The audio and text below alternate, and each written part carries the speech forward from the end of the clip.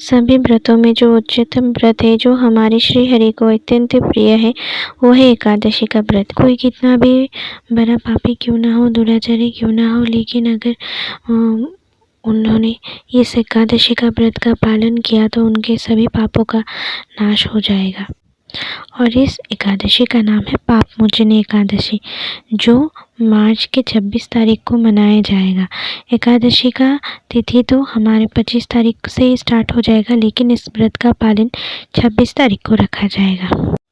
एक बार युधिष्ठिर महाराज ने भगवान श्री कृष्ण से चैत्र मास के कृष्ण पक्ष के एकादशी के बारे में पूछा था। तब वे बताते हैं कि पूर्व काल की बात है, जब गंधर्वों की कन्याएं अपने किंकरों के साथ वहाँ पे विहार कर रही थी, और उन लोगों के साथ मंजुषा नामक एक अप्सरा भी वहाँ पे थी। और उसी वन में मुनिवर मेघा भी वहाँ पे तप कर रहे थे, जो ब्रह्मचर्य का पालन भी करते थे, ब्रह्मचर्य थे। लेकिन वो मंजुषा नामक अप्सरा उस मुनिवर मेघावी को मोहित करने के लिए उनके आश्रम में जाके उनको मोहित करने लगी। बिना बजाते हुए मधुर गीत गाने लगी, और कामदेव के प्रभाव से वो मुनि भी मेघावी मुनि की तप भंग हो गई, और वो उस मोहिनी पर, उस अप्सरा पर मोहित होने लगे। और अप्सरा को इस प्रकार गान करते देख वो उनके मुंह में वशीभूत होने लगे, और मुनि की ऐसी अवस्था देख मंजुषा उनके समीप आई और वीणा नीचे रखकर मेघावी के साथ रमन करने लगे। और अब क्या हुआ, उनको ऐसा हो गया था मुनिवर के साथ कि वो दिन और रात का फर्क भी उन्हें भान नहीं रहा, और कितने वर्ष बीत गए उन्हें कुछ पता ही नहीं चला। एक दिन जब अप्सरा जाने की जिद करने लगी, तब उस मुनि ने विचार करके देखा कि अरे, ये 57 वर्ष निकल गए, लेकिन मुनिवर को बिल्कुल भी भान नहीं हुआ।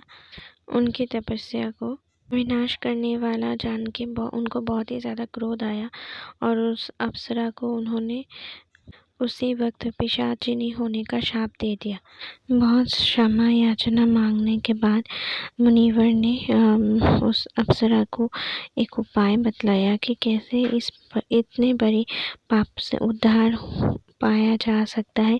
फिर उन मुनि ने अप्सरा से बताया कि इस पाप से मुक्ति पाने का एक ही उपाय है कि उसे पाप मोचनी एकादशी का व्रत रखना पड़ेगा, पूरी निष्ठा पूर्वक और भक्ति भाव से, तभी इस पाप से और इस पिशाचनी से वो मुक्ति पा सकेगी और पुनः देवलोक में जा सकेगी। क्योंकि पाप मोचनी एकादशी सभी पापों को क्षय करने वाली एकादशी है।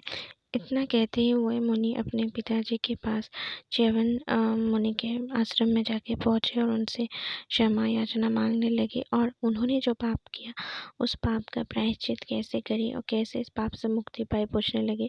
तब च्यवन ऋषि ने उन्हें बताया कि चैत्र कृष्ण पक्ष में जो पाप मोचनी एकादशी आती है, उसका व्रत करने पर सभी पाप राशि का विनाश हो जाता है। तो पिता का योग कथन सुनकर मेघावी ऋषि ने उस व्रत का अनुष्ठान किया, इससे उनका पाप नष्ट हो गया, और उस अप्सरा ने भी निष्ठापूर्वक से इस व्रत का पालन किया।